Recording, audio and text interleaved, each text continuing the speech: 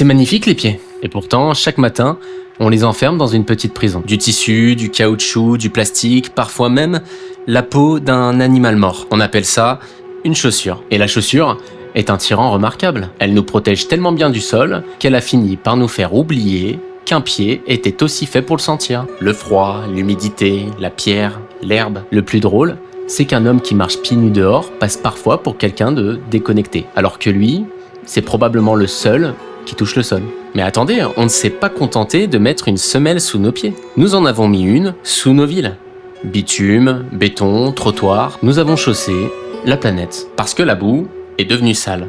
La racine un obstacle, la pierre qui dépasse un défaut. Et puis arrive l'été. On enlève ses chaussures, on marche dans l'herbe, dans le sable, on met les pieds dans l'eau. On dit qu'on respire, qu'on se ressource. Et j'aime beaucoup ce mot, parce qu'il suppose qu'à un moment, nous nous sommes éloignés de la source. Et peut-être que la chaussure raconte quelque chose de plus grand. Une frontière. D'abord, entre l'homme et la terre. Puis entre les terrains, les pays, les groupes. Même nos idées finissent par avoir des frontières. Nous fabriquons des mots suffisamment grands pour faire rentrer des millions de personnes dedans. Puis nous leur demandons de se regarder depuis deux côtés différents. Parce qu'à partir du moment où tu donnes un camp à quelqu'un, tu lui donnes aussi quelqu'un en face.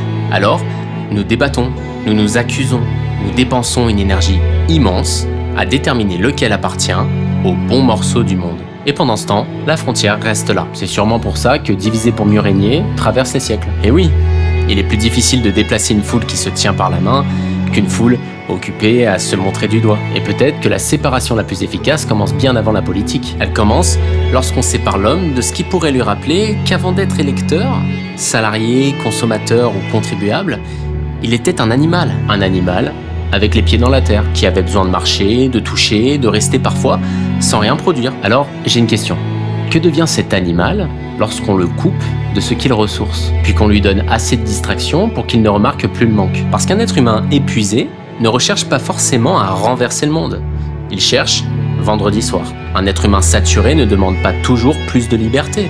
Parfois, il demande simplement 3 semaines en août. Il travaille toute l'année pour pouvoir partir, quitter le béton, enlever ses chaussures, marcher dans l'herbe et dire qu'il déconnecte. Nous appelons déconnexion le moment où nous retrouvons enfin un contact direct avec le monde. Et je ne pense pas que quelqu'un ait inventé les chaussures pour nous contrôler.